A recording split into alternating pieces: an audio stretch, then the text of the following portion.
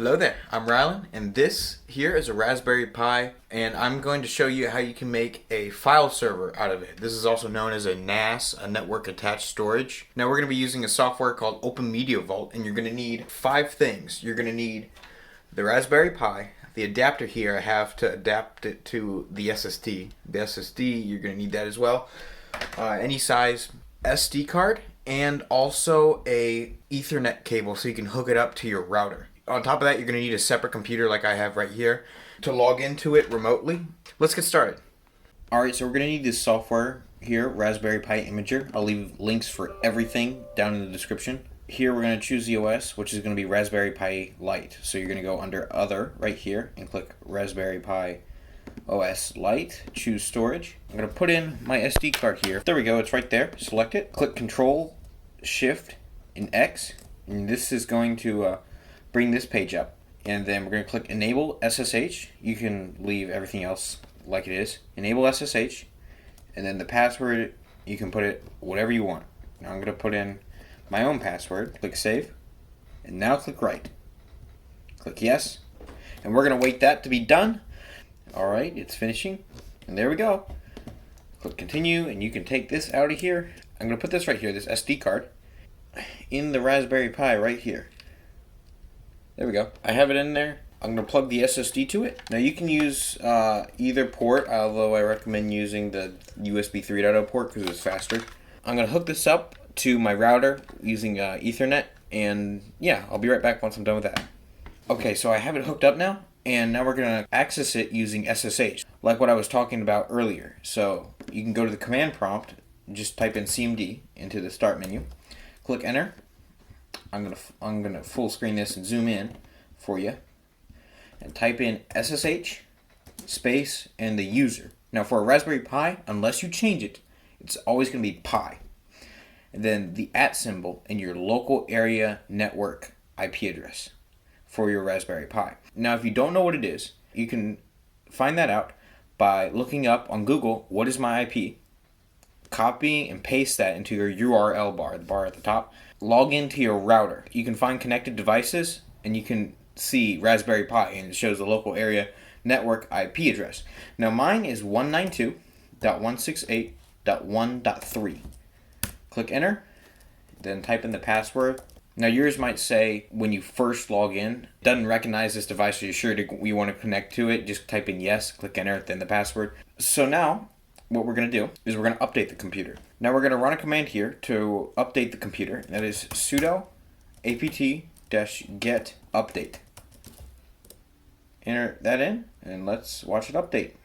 Alright, now that we have that, we're going to apply that by typing in sudo apt upgrade. Alright, it's finished here. Now we're going to install Openmediavault. Alright, I'm going to put in this command here, and I'll have this down in the description below so you can copy and paste it.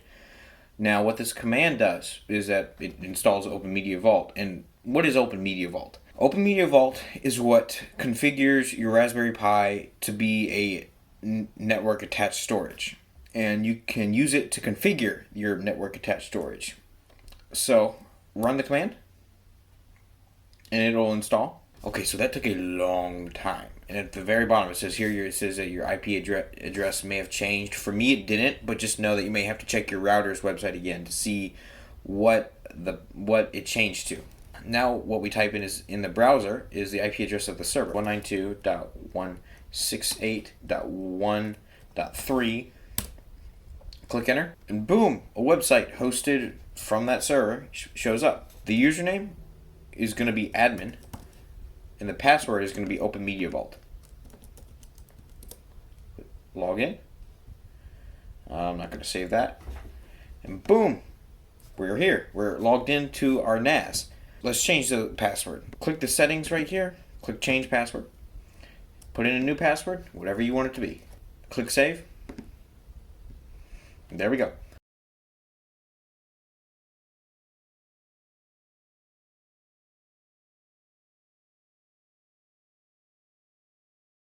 We're also going to change the password for our user, and that's this one here, the Pi, and this is what we're going to use to log into the NAS from the Windows file system. Click that, click Edit, click password, and just type in the new password.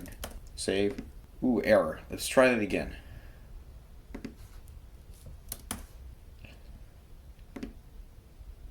There we go. Gave me an error, but still worked after the second time. Now let's click apply changes. Now you don't have to click that if you want to just do the entire setup, and then you can click save changes. But in case you run into an issue and you click it at that point at the very end, once you set it all up, you won't know at what point you made a mistake. I'm just going to do it at every stage so that way I know where it went wrong. Alright, so you're going to want to go to File Systems, click plus, click Mount, and click the drive right there, and click Save. Click Yes. There we are. Now I'm going to click Save to see if it all went smoothly.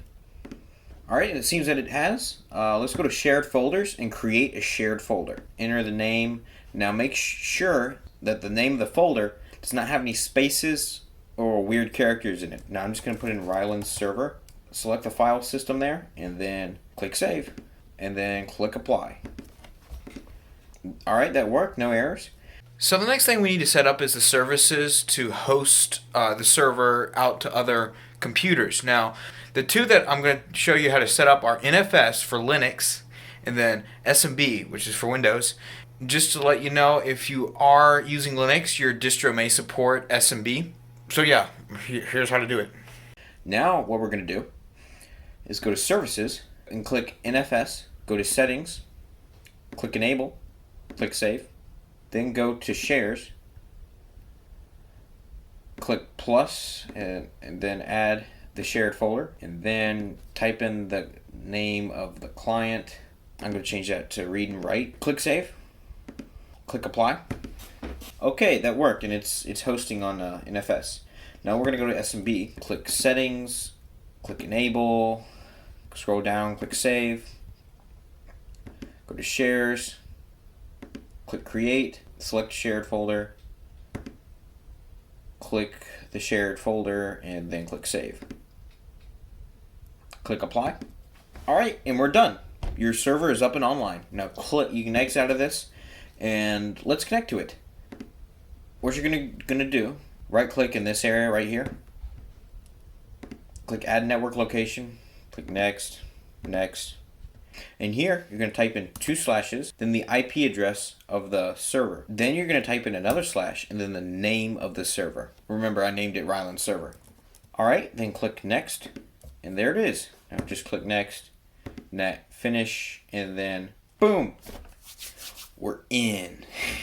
There's our server, and we can transfer whatever file we want to. So let's, I'm going to go to Videos and transfer the previous clip that I just made for this video, and transfer that to it and see how well that does. 4 megabits per second. And now, mind you, my laptop here is connected over wireless, so that's what's limiting it. Also, if you want to, you can take it, drag it, and then put it as an icon right there, and then you can just click it and access it whenever you want, like that, and boom, you're done.